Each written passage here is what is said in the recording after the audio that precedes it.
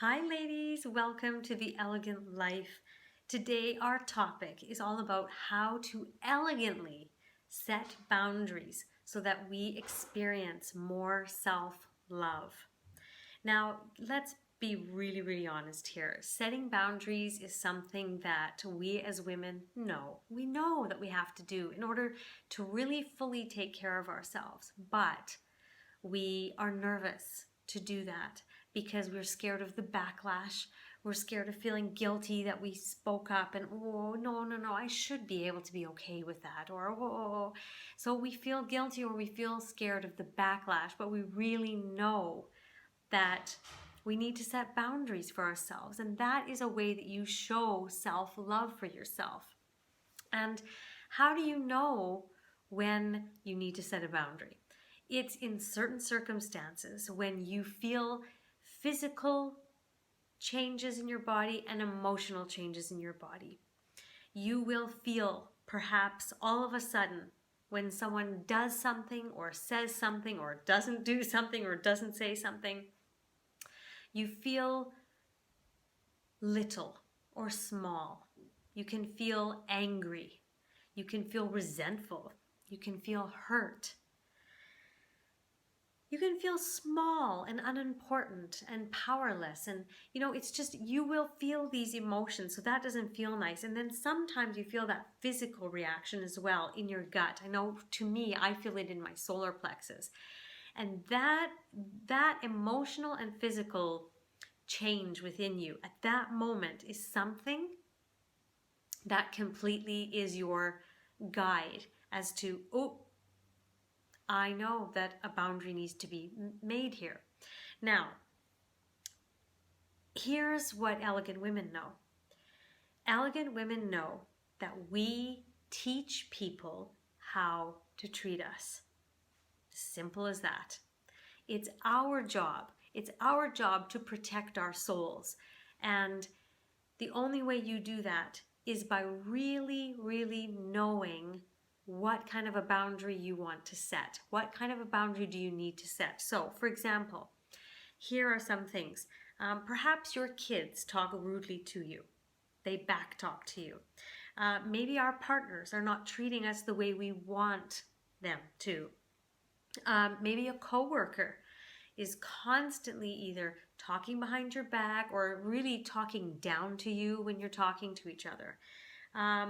Perhaps someone has said something negative on Facebook that didn't feel right, that this was supposed to be a friend, and what they said in the way they said it didn't feel right. And so anytime you have this feeling, either emotionally or physically, that really tells you, okay, it's time to take ownership of what I require, what I need, and I need to voice it. So we're talking about how to elegantly set boundaries. The first step is knowing what you need to set a boundary on. And we just went over how you know you need a boundary somewhere because you'll feel it. And number two, the second thing is you have to voice it. Elegant women know that you teach people how to treat you, but they also know that, look, people are not mind readers. They might talk that way to people and it's okay with everybody else. So why is it not okay with you? You have to tell them it's not okay with you. You have to, for example, you might have a friend that consistently shows up 15 minutes, 30 minutes late for your coffee dates. Other people might not say something, but it's not okay with you because you feel angry every time. And then actually underneath anger is hurt. If she cared enough about me, she would actually want to show up on time regularly, wouldn't she? So here's these things. You really have to start knowing what is it that you require, and you have to voice it. Now, here's the thing. How do you voice it in a way? Because I've shared these things with people, but they've taken it and they've shared it in a very loud, angry way because, well, I'm going to be powerful now. I require. So, I always tell women, instead of saying to your kids all kind of angry, like, you need to listen to me when I talk to you, and that's so rude that you don't, and I can't believe it. Okay, yes, it's bothering you because you're getting angry, and yes, you're voicing it, but you're not voicing it the way an elegant woman would. An elegant woman says, yes, I require my children to speak nicely to me. I require my friends to show up on time. Within things happen, right? But, not leaving me 15 minutes is my cutoff. That's something you need to know about yourself. What time does it get too much? Maybe your husband's always making plans for all of you without asking you first. So you get to know this.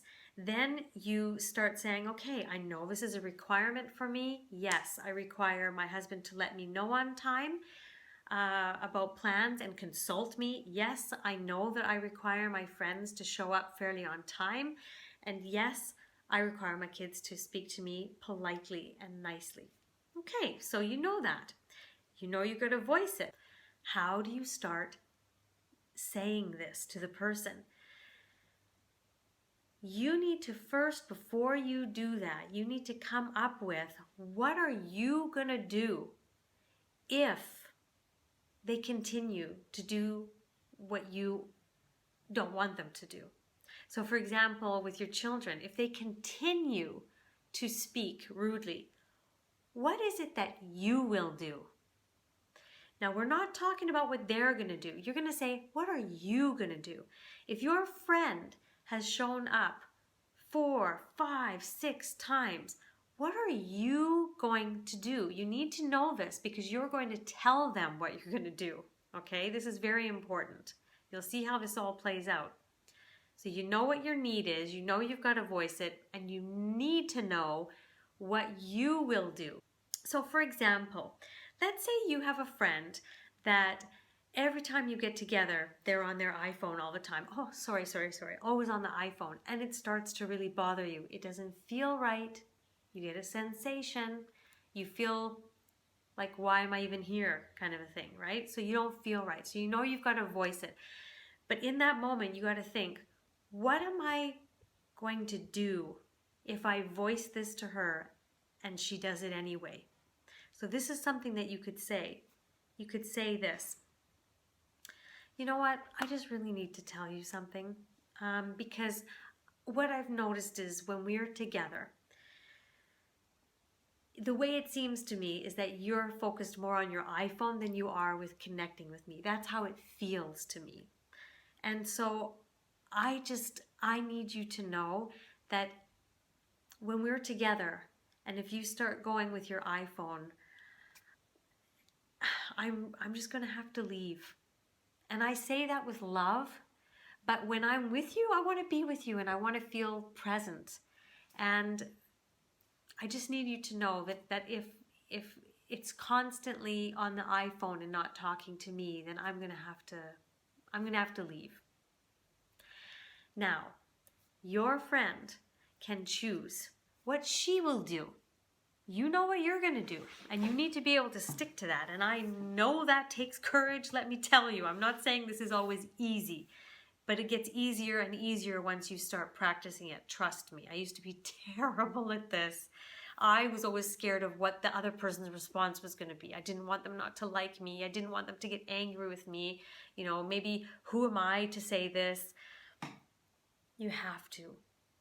Because what happens is, that relationship can actually grow if it's the right one. Any friend, if you told them, look, I'm here. I want to be with you. I want you to be present with me. And I don't feel you're present with me if you're always on your iPhone. If they come back in an angry tone with you, that tells you a lot. Is that the kind of friend you really want in your life? No. So why would you stick around, right? If they turn around and say, oh, I'm so embarrassed. I'm really sorry. I'm sorry about that. Great. Now, some people would say to me, how many times is too much? I mean, we have a long-term friend and she does this. Well, I just don't want to walk out the next time she does it. Okay, this is a good point. I have kind of a rule that I took from one of my teaching days. I used to tell the students, look, I'll give you 1 warning. I'll give you 2 warnings. But after the 3rd one, then you're actually choosing to be rude. And that's when you're going to need to have a consequence for it. So I kind of just took that into my personal life and I said, look, I will share this. I will share my requirement with a friend once. I'll remind them a second time. But if it's a third time, no. I will do exactly what I said I would do. I will get up and leave in a respectful way. Remember, we always want to do these things from love, right? I want to have self-love, and I want to have love for the other person and say, look, I actually probably am not the right person to have in your life as a friend because this is what I require. So anybody who's okay with that, great, go find them. So you do have love, you do have respect. I've had so many different circumstances where I've had to tell people, you know, out of respect for myself, I need to lovingly bless you and let you go. That's just how it's been, and it works. And I'll tell you something, when you honor yourself, the self-love that comes from that is indescribable. And that gives you courage to do it again in different areas of your life, maybe with your partner this time.